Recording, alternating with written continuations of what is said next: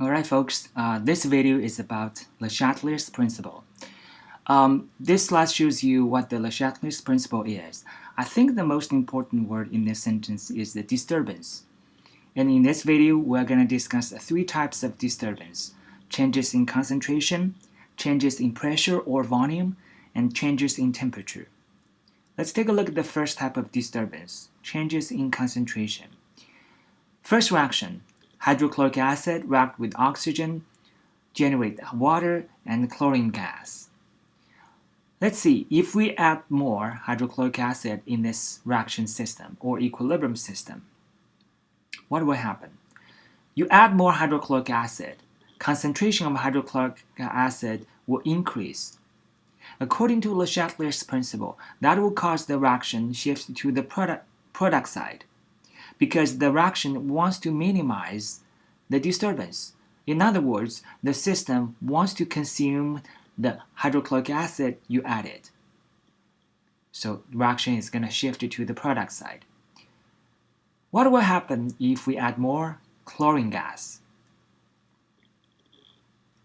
You add more chlorine gas. Chlorine is a product. So the reaction, the equilibrium system does not like this. So it's going to shift to the reactant side to consume the excess amount of the chlorine gas you added. Alright, so this is how the equilibrium shifts when you increase the concentration of either reactant or product. Take a look at the second reaction. Hydrobromine react with chlorine to generate hydrochloric acid and bromine. Here's the change. Let's add more sodium hydroxide in this reaction system. If you double check this reaction, you would not find sodium hydroxide on either reactant side or product side. So what will happen? Remember, sodium hydroxide is a strong base. It will react with hydrochloric acid to generate water and sodium chloride. Okay. So by doing this, you are going to consume hydrochloric acid. In other words, the concentration of hydrochloric acid will decrease. System does not like this. It wants to shift to the product side to generate more hydrochloric acid.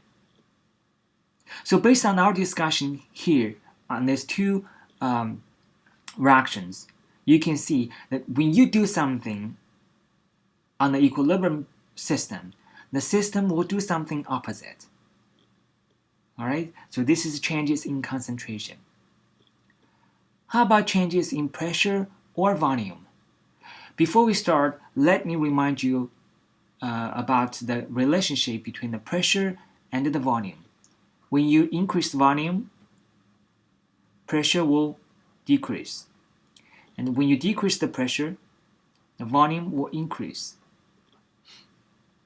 Alright, let's see the first example. If you increase the volume, that means pressure of this equilibrium system will decrease. According to Le Chatelier's principle we discussed in our lecture, when you decrease the pressure, the system is going to shift to the side with greater number of gaseous molecules. When you take a look at the two sides, reactant side has two gaseous molecules here, and the product side has no gaseous molecules at all. So in this case, when you decrease the pressure, the reaction is going to shift to the reactant side, because reactant side has greater number of gaseous molecules.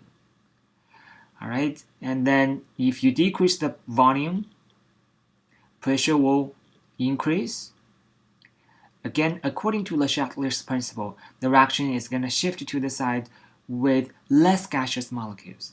Since the product side has no gaseous molecules, the reaction is going to shift to the product side to minimize the disturbance. Alright? Okay, take a look at the second reaction. Decomposition of the hydrobromine gas to generate hydrogen gas and the bromine gas. When you look at these two sides, two equivalent of gaseous molecules on the reactant side and two equivalent of gaseous molecules on the product side.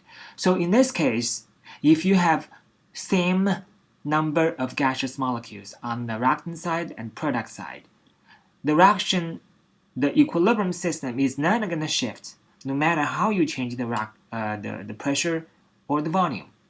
Okay, I need you guys to remember this. The third one, these changes in temperature.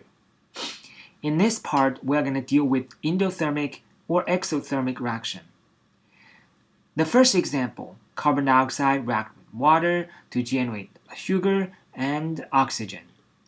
Delta H is positive, which means this is an endothermic reaction.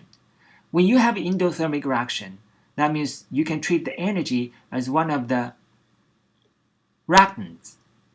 It needs energy to proceed, to get the products. All right. Now let's see.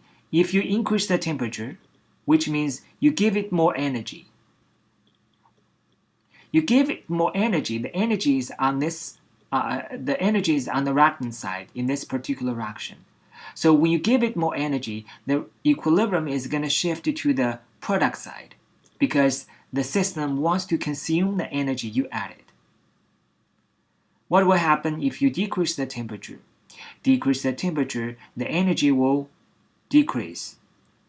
Since the energy is on the reactant side, okay, so the system is going to shift to the reactant side to generate more energy. Again, you do something, the system will do something opposite. Take a look at the second reaction. Nitrogen reacts with fluorine to generate nitrogen trifluoride. This reaction is an exothermic reaction, which means the energy is one of the products. So in this case, when you increase the temperature, again, you have more energy in the system. The system is going to shift to the reactant side because it wants to consume the energy you added. When you decrease the temperature, okay, the energy will get lower. The system is going to shift to the product side to generate more energy. I hope this video can help you understand the Le Chatelier's principle a little bit better. Again, if you have any questions, please let me know.